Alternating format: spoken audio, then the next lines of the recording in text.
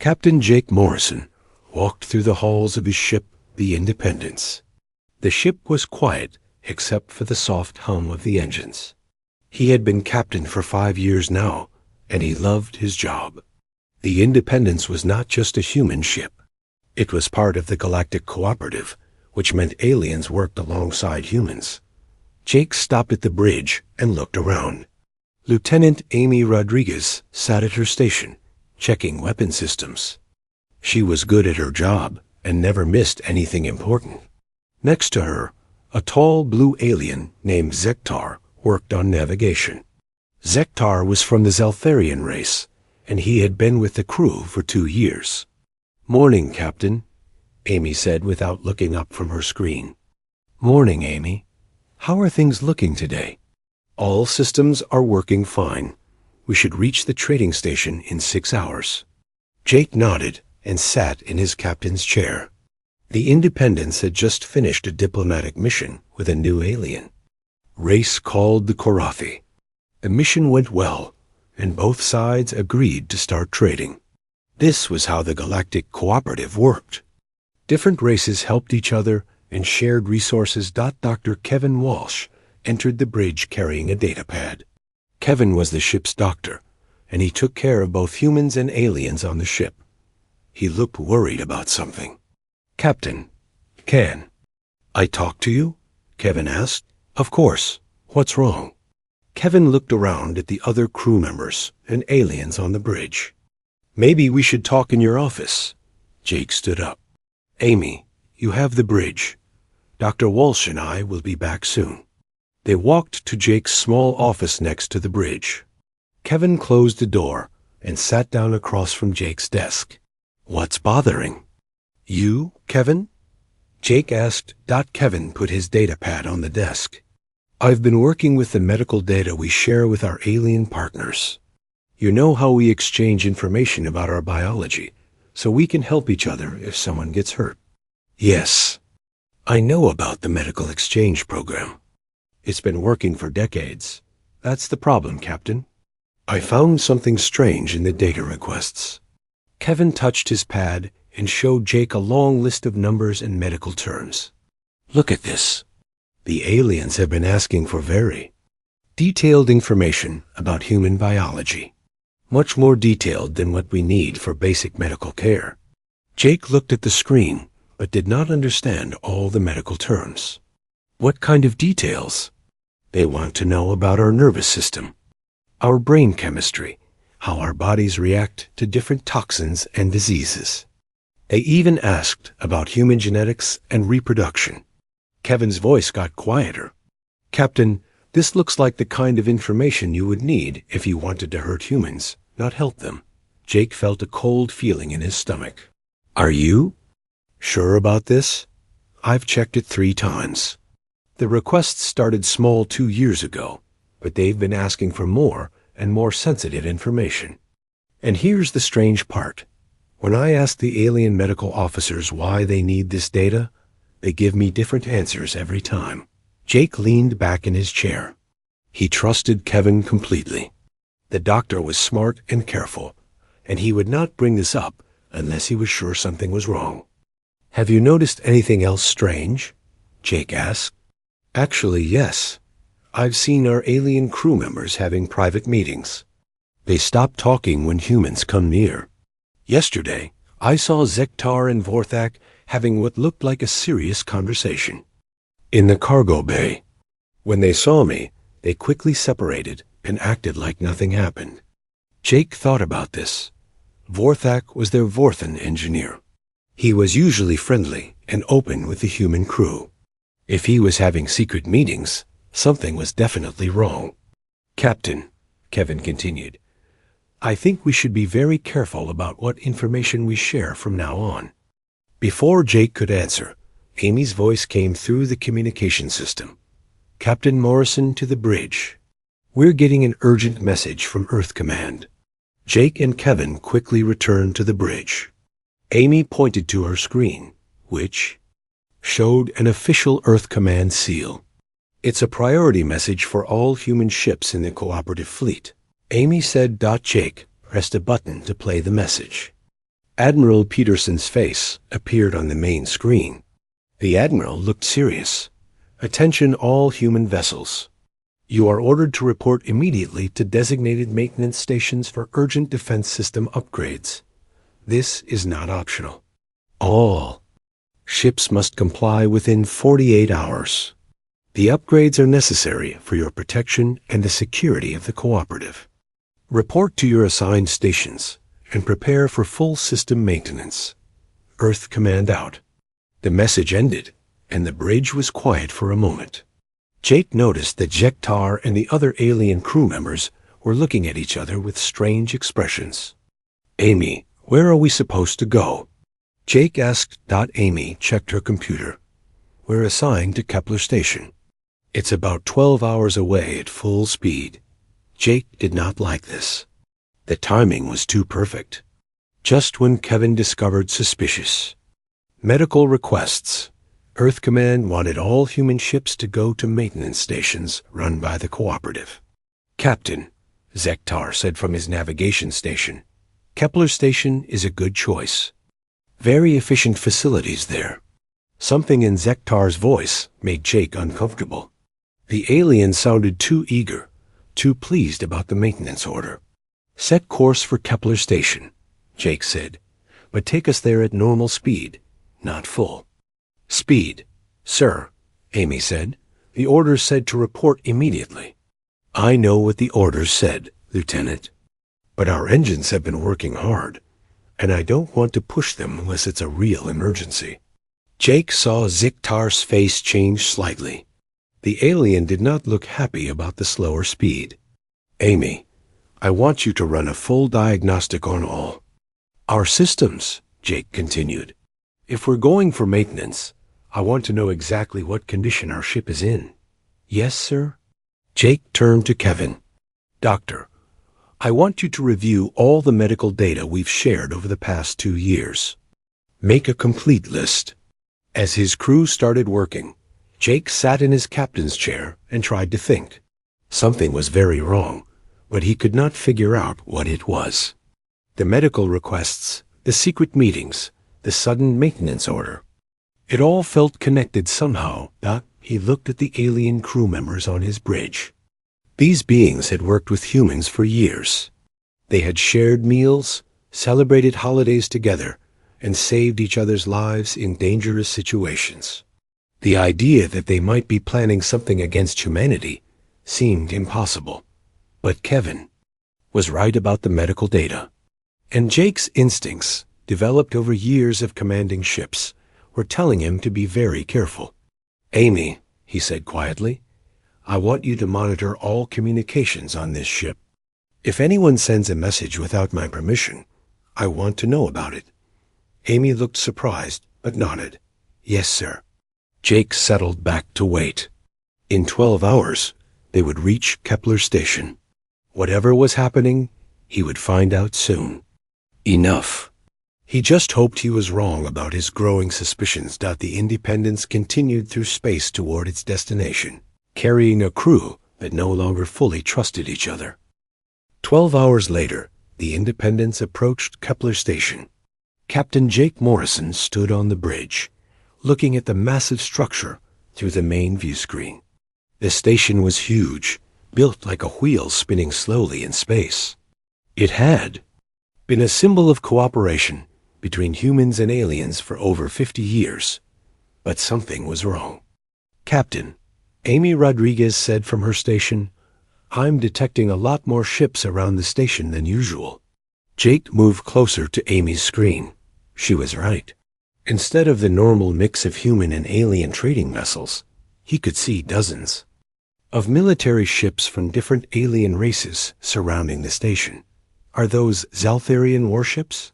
Jake asked, pointing to a group of dark vessels. "Yes, sir. And those are Vorthan battle cruisers. I'm also seeing ships from the Cathari, the Morvani, and the Galax races." Amy's voice got quieter. "Captain, these are all military vessels. Why would they all be here for routine maintenance?" Dr. Kevin Walsh had come to the bridge and was standing behind Jake. "Captain, this doesn't look right." Where are all the human ships that were supposed to come for maintenance? Jake felt his heart beating faster. Amy scanned for human vessels in the area. Amy worked at her controls for several minutes. Her face got pale. Sir, I'm only detecting 3 human ships in the entire system.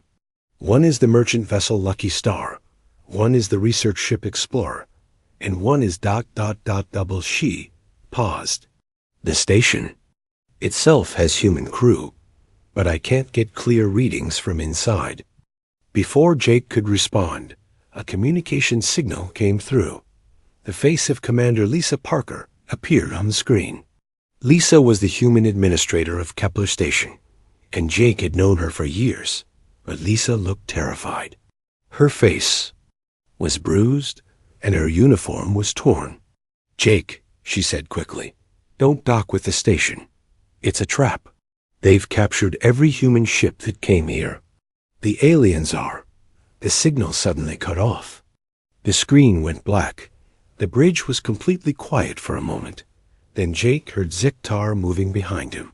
When he turned around, this Elfarian was reaching for something at his belt. Don't move, Amy said sharply.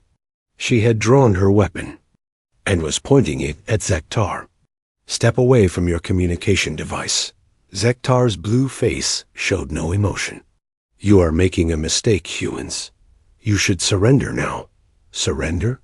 Jake asked. What are you talking about? Vorthak, the Vorthan engineer, had also come to the bridge. He looked at Jake with what might have been sadness. Captain Morrison, your species has been studied for many years. The decision has been made. What decision? Jake demanded. The decision that humans are too dangerous to exist, Vorthak said simply. Your race is unpredictable. You fight when you should surrender. You take risks that logical beings would never take. You spread across the galaxy too quickly and change things too much. Kevin stepped forward. So all the medical data you requested was to help us understand how to eliminate your species completely, Zektar finished. We needed to know how. Human bodies work so we could create weapons that would work specifically against you. Jake felt sick. How long have you been planning this? Decades, Vorthak said. The Galactic Cooperative was never meant to help humans. It was meant to watch you and learn about you.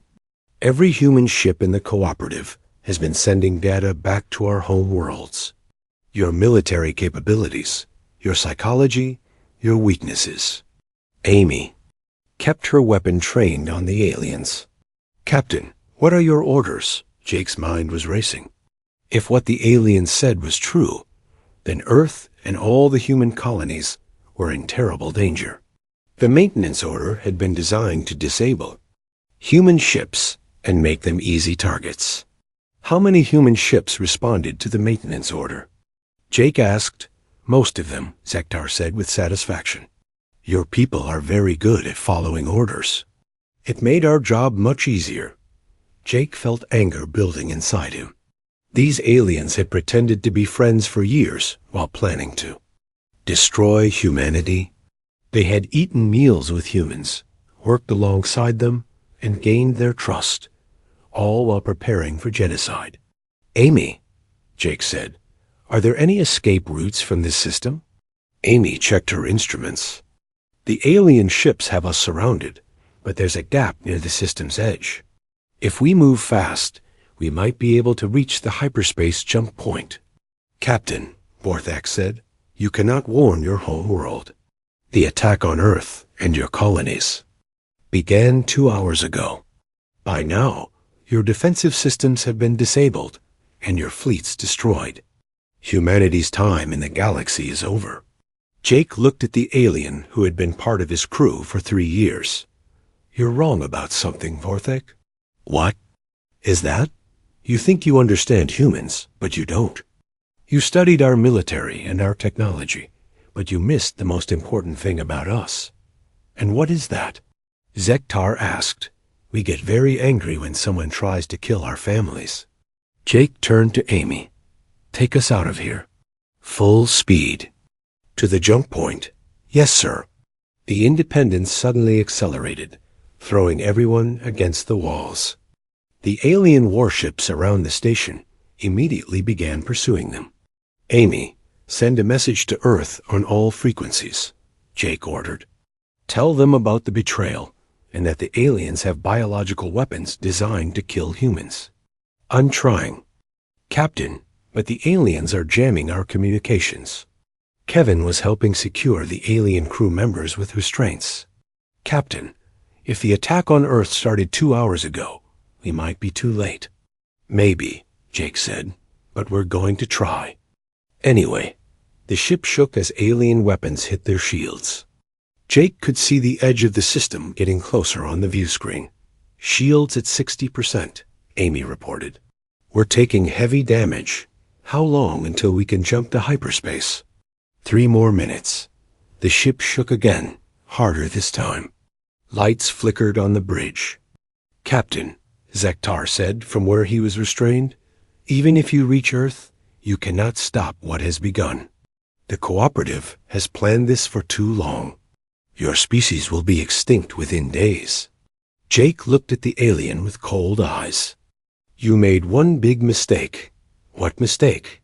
"You should have killed us all at once, without warning. Now we know what you're doing, and we have time to fight back. Humans cannot defeat the combined fleets of 6 races," Zektar said. "We'll see about that." The Independence reached the hyperspace jump point just as their shields failed. Amy activated the jump drive, and the ship disappeared into hyperspace, just as the alien weapons would have destroyed them. In the strange blue-white tunnel of hyperspace, Jake sat in his captain's chair and tried to think. If the aliens were right, Earth might already be under attack. Human colonies across the galaxy could be burning. The people he had sworn to protect might be dying while he raced through hyperspace, but Jake refused to give up hope. Humans had survived ice ages, plagues, wars, and disasters that would have destroyed other species. They had spread across the stars because they never stopped fighting, never stopped trying to survive. The aliens thought they understood humans because they had studied human technology and tactics. But they had missed something important. They had missed the fury that humans felt when their families were threatened. They had missed the determination that made humans fight impossible battles and sometimes win. "Kevin," Jake said, "tell me about those biological weapons they mentioned." Kevin checked his data pad. Based on the medical information they requested, they could create diseases or toxins that would specifically target human biology. It would be very effective. Could we defend against them? If we knew what they were using, maybe. But Captain, even if we survive this attack, how can we fight the entire Galactic Cooperative? They have thousands of ships and billions of soldiers. Jake looked at the swirling colors of hyperspace outside the view screen. "Kevin, you're thinking like a civilized person. You're thinking about fair fights and honorable warfare. What do you mean?" "The aliens made this personal when they decided to exterminate us. They think they know how humans fight because they've seen our military exercises and read our tactical manuals. But they've never seen how humans fight when someone tries to kill everyone they love." Amy looked up from her station. "Captain, we'll reach Earth in 6 hours. What are we going to do when we get there?" Jake smiled, but it was not a pleasant smile. "We're going to show our alien friends what humans are really like when you make them angry." The Independence continued through hyperspace toward Earth, carrying news of the greatest betrayal in human history. Behind them, the aliens celebrated what they thought would be an easy victory. They were about to learn that they had made a terrible mistake. The Independence dropped out of hyperspace at the edge of Earth's solar system. Captain Jake Morrison immediately knew they were too late. The space around Earth was filled with burning wreckage and alien warships. "Dear God," Amy Rodriguez whispered from her station. Jake could see the remains of human defense platforms floating in space like broken toys. Several alien fleets surrounded Earth, firing down at the planet's surface. Explosions lit up the dark side of the planet like deadly fireworks. "Captain, Doctor," Kevin Walsh said, his voice shaking, "are we seeing the end of humanity?" Before Jake could answer, his communication system came alive with desperate voices. "This is Admiral Scott Davis aboard the Defiant. Any human ships in the system, we need immediate assistance. Earth's orbital defenses have fallen. Repeat, we need help now." Jake grabbed his microphone. "Admiral Davis, this is Captain Morrison of the Independence. We have critical information about the alien attack. Morrison? Thank God you're alive. We thought all ships sent for maintenance were destroyed. Get over here fast. We're barely holding together." Jake could see the Defiant on his screen. The massive battleship was damaged and surrounded by smaller human vessels. They were fighting a losing battle against alien ships that outnumbered them 10-1. "Amy, take us to the Defiant. Kevin, prepare to transfer all our data about the betrayal." As the Independence moved toward the human fleet, Jake saw the full scope of the disaster. Mars was burning. The mining stations in the asteroid belt were gone. Europa's ice cities were dark and silent. "Captain," Amy said, "I'm detecting human ships scattered throughout the system, but most are damaged or destroyed. It looks like the aliens caught us completely by surprise." The Independence docked with the Defiant, and Jake quickly transferred to the larger ship.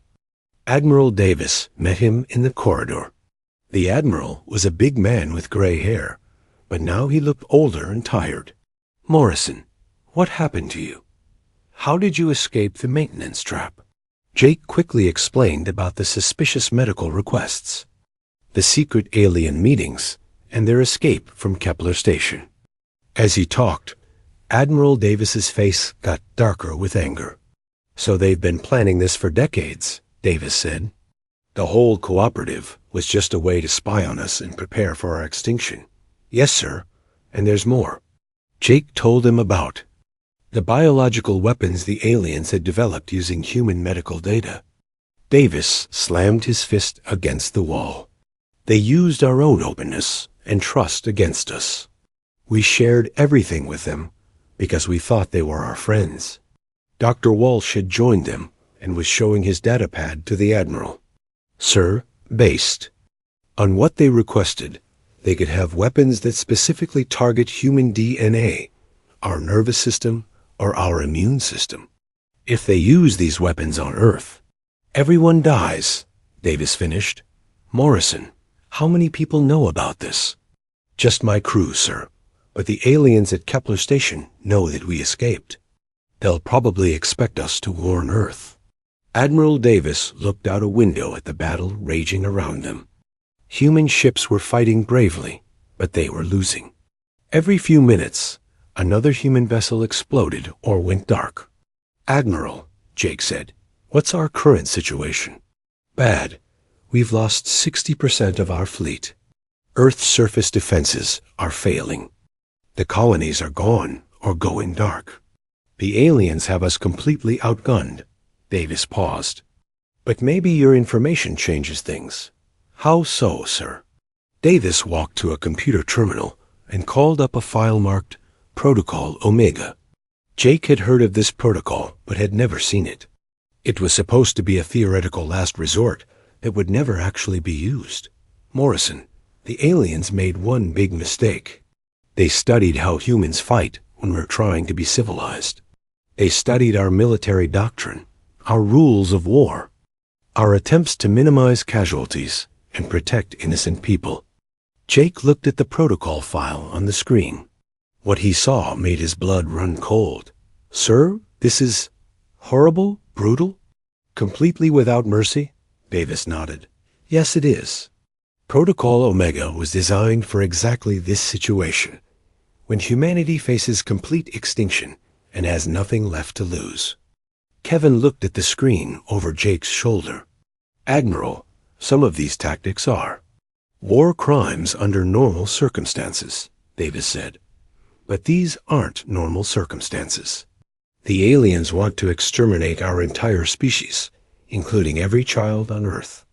They're using biological weapons designed to kill us all. They've thrown away every rule of civilized warfare. Jake understood what the Admiral was suggesting. You want us to do the same. Morrison, the aliens think they know how humans fight, because they've seen us try to be honorable and merciful. They've seen us follow rules and try to protect civilian populations. But they've never seen what humans do when someone tries to kill everyone we love. Admiral Davis opened a communication channel to all surviving human ships in the system. His voice echoed through every vessel. This is Admiral Davis to all human forces. I'm about to share information that will change everything. The alien attack was planned for decades. They used our friendship and trust to spy on us and prepare for our complete extermination. They have biological weapons designed to kill every human being in the galaxy. Jake could hear gasps and angry voices from other ships as the news spread. Davis continued. The aliens think they understand how humans fight. They're wrong. They've studied our military exercises and our attempts to wage civilized warfare. But they've never seen humans fight when our very existence is threatened. The Admiral paused, then spoke in a voice that was cold as space itself. Effective immediately, all human forces will implement Protocol Omega. No mercy. No prisoners. No quarter given. The aliens wanted to see what humans do when cornered. Let's show them. Jake felt a chill run down his spine. He had read about Protocol Omega in Military Academy, but he had never imagined it would actually be used. It wasn't just about changing tactics. It was about becoming something else entirely. All ships, Davis continued, prepare to receive new targeting information. We're no longer fighting to defend Earth. We're fighting to make sure the aliens regret ever hearing the word human. Amy's voice came through Jake's communicator. Captain, I'm detecting changes in our fleet's formation. Ships are breaking away from defensive positions. Jake looked out the window and saw human vessels moving in patterns he had never seen before.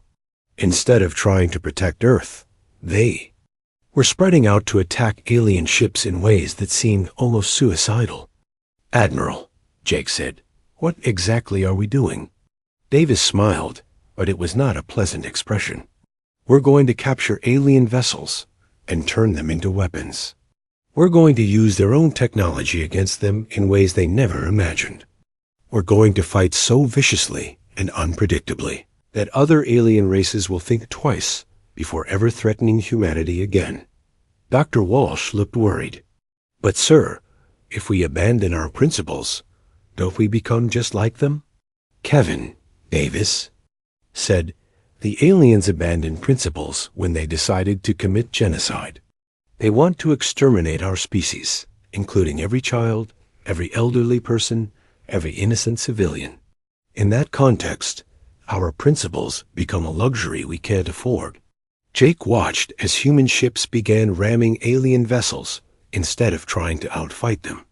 He saw escape pods being launched toward alien ships, but instead of carrying refugees, they carried bombs and boarding parties. Captain Morrison, Davis said, I have a special mission for you. Take the Independence and gather any other ships you can find. I want you to break through the alien lines and get to their command ship. What do we do when we get there, sir? You capture it. Then you use their own communication systems to send a message to every alien world in the cooperative. What message? Admiral? Davis looked out at the burning space around Earth. Human ships were now fighting with a fury and creativity that was clearly surprising the alien fleets. Several alien vessels had already been captured and were being turned against their former allies. You tell them that humanity has a new message for the galaxy. You tell them that any species that threatens human extinction will face something worse than defeat. They'll face humans who have nothing left to lose and no rules left to follow. Jake felt something change inside him as he watched the battle. The aliens had wanted to study human nature. They had wanted to see what humans would do when pushed to the edge. Now they were going to find out. "Amy," he said into his communicator, "prepare the Independence for launch. We're going hunting." As Jake returned to his ship, he could hear Admiral Davis broadcasting new orders to the human fleet. The words were harsh and brutal, describing tactics that would have been unthinkable just hours ago. But the aliens had made their choice when they decided to betray and exterminate humanity. Now humans would make their choice in return. The battle for Earth was no longer about defense. It had become something much more dangerous. A lesson in what happens when you mistake human civilization for human weakness. Captain Jake Morrison led a group of 5 human ships toward the alien command vessel. The massive Zaltharian dreadnought sat in the center of the enemy fleet like a dark mountain in space. It was 3 times larger than any human ship and bristled with weapons. But Jake was no longer thinking like the careful diplomatic captain he had been just days ago. Protocol Omega had changed everything. The rules were gone. Honor was gone. Only survival remained. "Amy," he said from the bridge of the Independence, "what's the best way to get inside that ship?" Amy Rodriguez studied her instruments. "Captain, their shields are too strong for our weapons. A normal attack would be suicide." "Good thing we're not planning a normal attack," Jake replied. "Kevin, how are those modifications coming along?" Dr. Kevin Walsh had been working with engineer Carlos Bennett for the past hour. They had taken the biological weapons the aliens planned to use against humans and changed them into something else, something that would work against alien biology instead. "Captain," Kevin said through the communication system, "Carlos and I have finished preparing the surprise packages. But sir, using these weapons ... will make us just as bad as them?" Jake finished. "Kevin, they were planning to use these same weapons to kill every human child on Earth. I think we can live with turning their own poison against them." Carlos Bennett's voice came through the speakers. "Captain, I've also finished modifying our escape pods. They look like normal emergency pods from the outside, but inside they're carrying explosives and boarding equipment." Jake nodded. This was the new way humans would fight. No more fair battles or honorable combat. The aliens wanted to exterminate humanity, so humanity would show them what extinction really looked like. "All ships," Jake broadcast to his small fleet, "remember the plan. We make them think we're retreating in panic. When they follow us, we spring the trap." The Independence and the other human ships suddenly turned away from the alien dreadnought and began fleeing toward the edge of the system. To the aliens, it would look like the humans had finally broken and were running away. Jake watched his screen as several alien warships broke away from the main fleet to pursue them. Perfect. The aliens were confident and eager to finish off the retreating humans. "Captain," Amy said, "the alien ships are gaining on us. 3 Zaltharian cruisers and 2 Vorphan destroyers." "Let them get closer," Jake said. "We want them to think they have us." When the alien ships were almost in weapons range, Jake gave the signal. The human vessels suddenly stopped running and turned to face their pursuers. But instead of trying to fight, they launched what looked like escape pods in all directions. The alien commanders probably thought the human crews were abandoning their ships in panic. They were wrong. The pods contained boarding parties equipped with captured alien weapons and biological agents designed specifically to kill the aliens who had created them. Each pod also carried explosives powerful enough to cripple a warship from the inside. Jake watched as the first pod struck a Zaltharian cruiser. Instead of bouncing off harmlessly, it cut through the hull like a knife. Within minutes, alarms were sounding throughout the alien ship as human commandos spread through its corridors. But the humans weren't trying to capture the ship in the traditional way. They were planting explosives and releasing biological weapons that would make the vessel uninhabitable for its alien crew. "Captain," Amy reported. The alien cruiser is losing life support. I'm detecting massive system failures throughout the ship. Good. What about the others? 2 more alien ships are reporting similar problems. The boarding parties are following orders. No mercy. No prisoners. Jake felt a grim satisfaction as he watched the alien ships begin to drift helplessly. In space, the aliens had spent decades studying human military tactics, but they had never seen anything like this. Humans were fighting like a disease, spreading through enemy ships and destroying them from within. Pilot Sandra Cole led the attack on the largest alien vessel. She had volunteered for what everyone knew was a suicide mission. Her small fighter craft was loaded with explosives and aimed directly at the alien ship's command center. "This is for Earth," Sandra said over the communication channel as her ship slammed into the alien bridge at full speed. The explosion took out the alien ship's entire command structure. Without leadership, the remaining alien vessels began to retreat in confusion, but Jake wasn't finished. All ships pursue the retreating aliens. Don't let any of them escape to report what happened here. This was another change that Protocol Omega had brought. In the old days, humans would have let defeated enemies retreat. Now, they hunted down every alien ship to make sure no one could warn the main fleet about the new human tactics. Carlos Bennett had been working on another project during the battle. He had captured an alien communication device and was using it to monitor enemy transmissions. "Captain," Carlos said, "I'm picking up panic signals from the alien fleet. They're asking for reinforcements and reporting that human tactics have completely changed." "What are they saying exactly?" Carlos listened for a moment, then translated. "They're saying that humans are fighting like animals, that we're using weapons and tactics they've never seen before. Some of the alien commanders are requesting permission to withdraw from Earth space." Jake smiled coldly. "Perfect. Kevin, are you ready with our special delivery to the alien command ship?" Dr. Walsh had been preparing something truly terrible. A biological weapon based on the data the aliens had gathered about their own species. Just as they had planned to exterminate humans with tailored diseases, Kevin had created something that would specifically target alien biology. "It's ready, Captain. But sir, once we release this, there's no going back. We'll be crossing a line that can never be uncrossed." Jake looked at the burning planet Earth on his view screen. He thought about the human colonies that had been destroyed, the families that had been killed, the children who would never grow up because aliens had decided that humanity was too dangerous to exist. "Kevin, they crossed that line first when they decided to commit genocide. Now we're just returning the favor."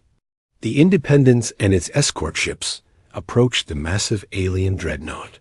The enemy vessel was still confident, still believing that its superior size and firepower would protect it. From the small human fleet, the aliens were about to learn that size and firepower meant nothing when your enemy was willing to do anything to win. "Carlos, launch the modified cargo pods," Jake ordered. Several large containers shot out from the yawn. Human ships toward the alien dreadnought. The alien commander probably thought they were some kind of primitive missile attack.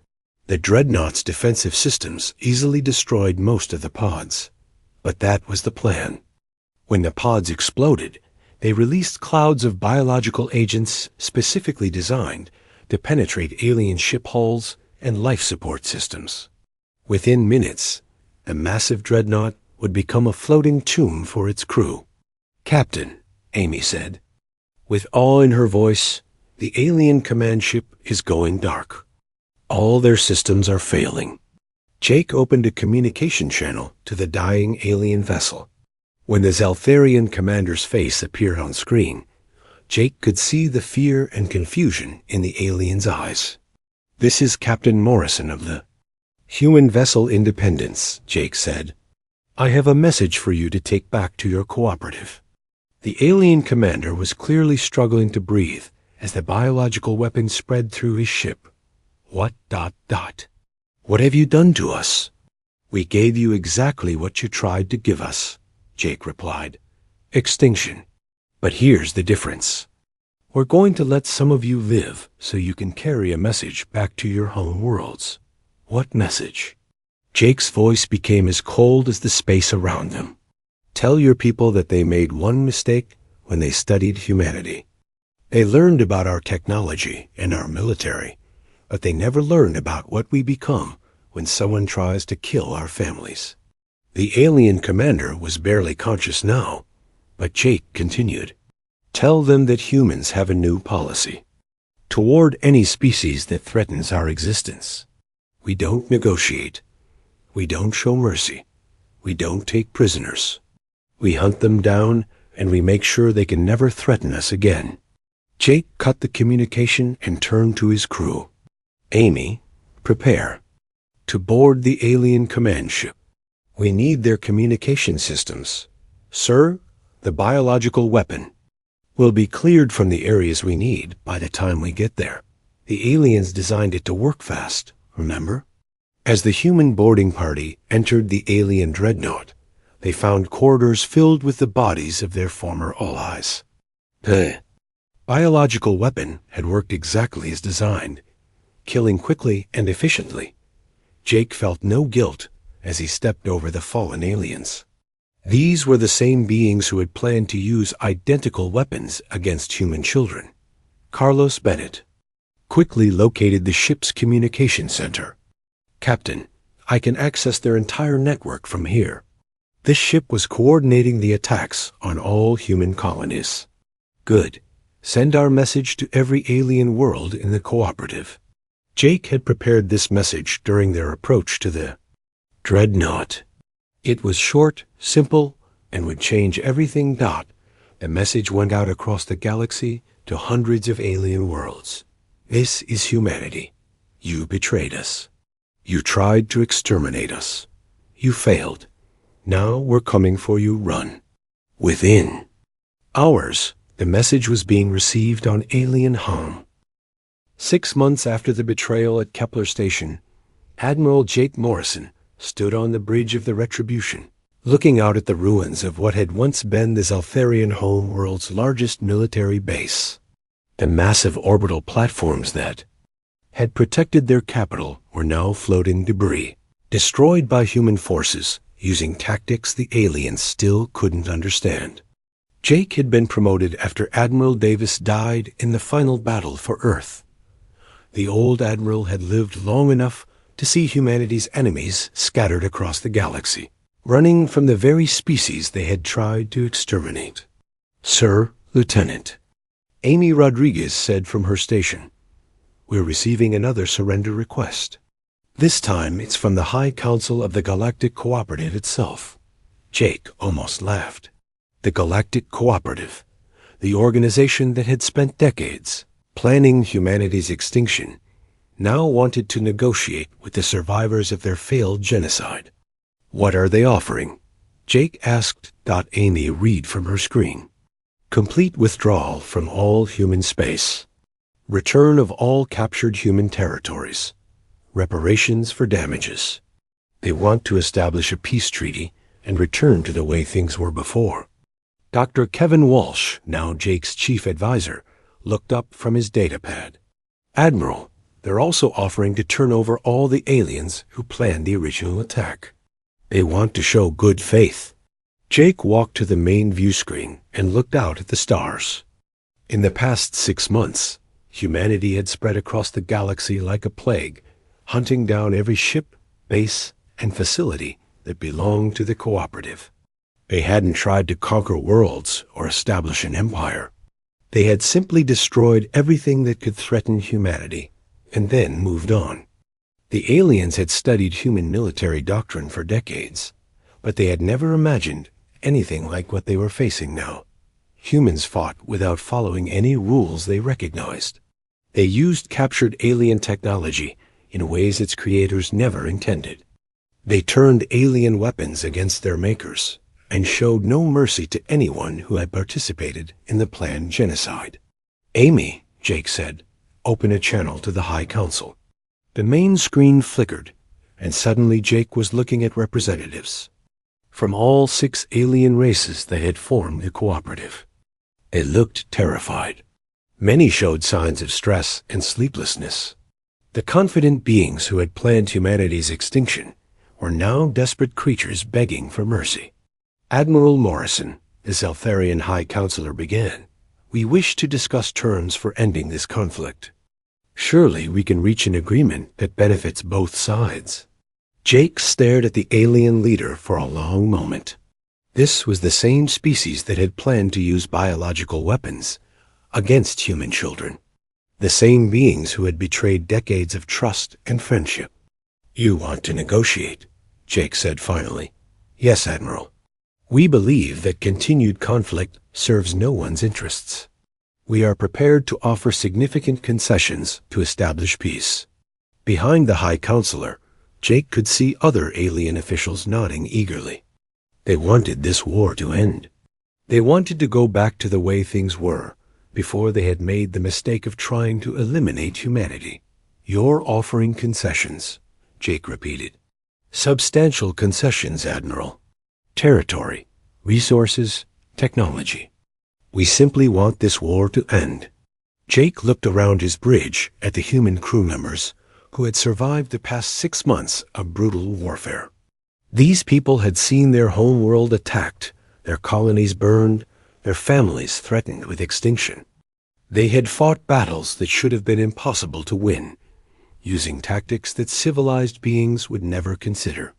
"Engineer Bennett," Jake said, "show our guests what we found in their databases." Carlos Bennett activated a holographic display that showed the full scope of the alien plan to exterminate humanity. Detailed maps of human colonies marked for destruction. Biological weapons designed to kill every human man, woman, and child in the galaxy. Plans for erasing every trace of human civilization from history. The alien officials looked uncomfortable, as their own genocide plans were displayed before them. "You spent decades planning this," Jake said. "You studied us, befriended us, gained our trust, all while preparing to murder our entire species." "Admiral," the Vorthan representative said, "that was a mistake. We realize now that we acted in fear. We can move past this and build a better relationship." "A better relationship," Jake said. "You want to be friends again." "Yes, Admiral. We believe that cooperation is still possible." Jake turned away from the screen and looked out at the stars again.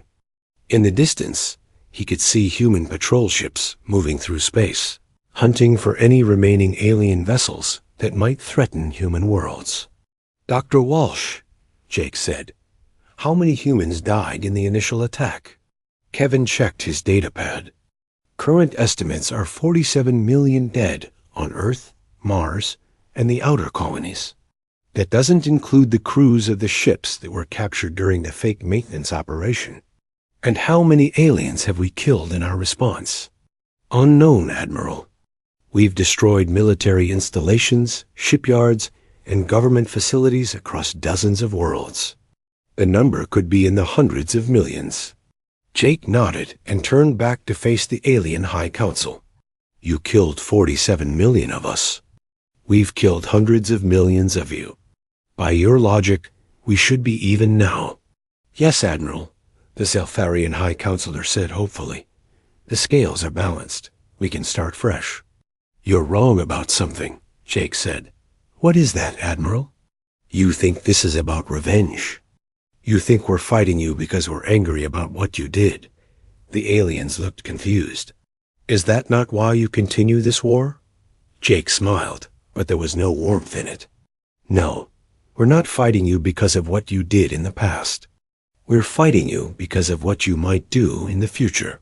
"We would never threaten humanity again," the Vorthan representative said quickly. "We've learned our lesson. Have you?" Jake asked. "Because from where I'm standing, it looks like. You only learned that you failed to kill us all the first time. If you had succeeded, if you had managed to exterminate humanity, would you be offering apologies and reparations to our ghosts?" The alien officials exchanged uncomfortable glances. They couldn't answer that question honestly. You see, Jake continued, we've learned something about you too. We've learned that when you think a species is a threat, you don't try to negotiate or find common ground. You plan their complete extinction. Admiral, surely we can find a way to coexist, the High Counselor pleaded.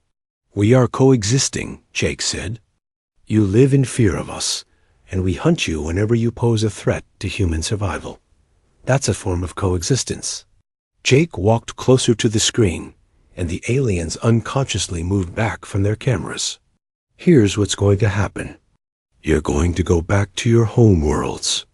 You're going to tell your people that humanity has a new policy regarding any species that threatens our existence. What policy is that? We don't negotiate. We don't accept surrenders. We don't show mercy. When someone tries to exterminate the human race, we make sure they never get a second chance. The Zeltharian High Counselor's face went pale. Admiral, you cannot mean that you intend to hunt us forever. Jake looked at each alien representative on the screen. That depends entirely on you.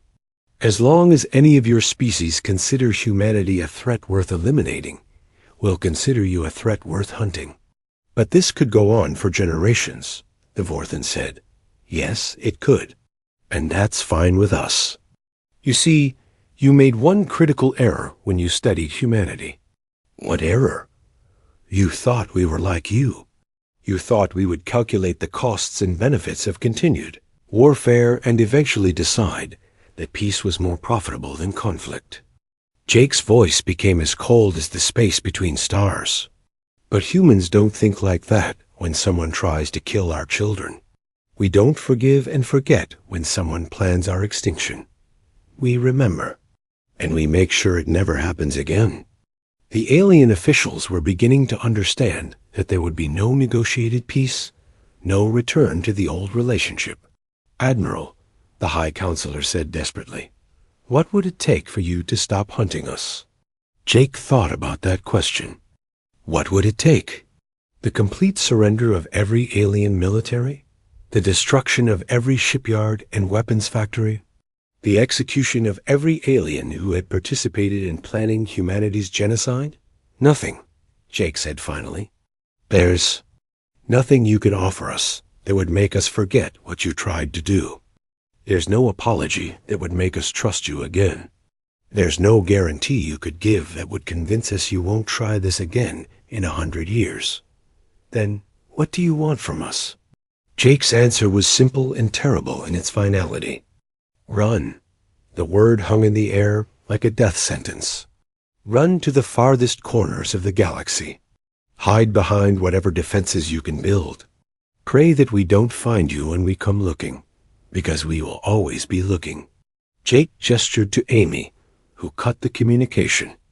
The screen went dark, leaving the bridge in silence. Admiral, Kevin said quietly, they'll keep running forever. Good, Jake replied. Let them run.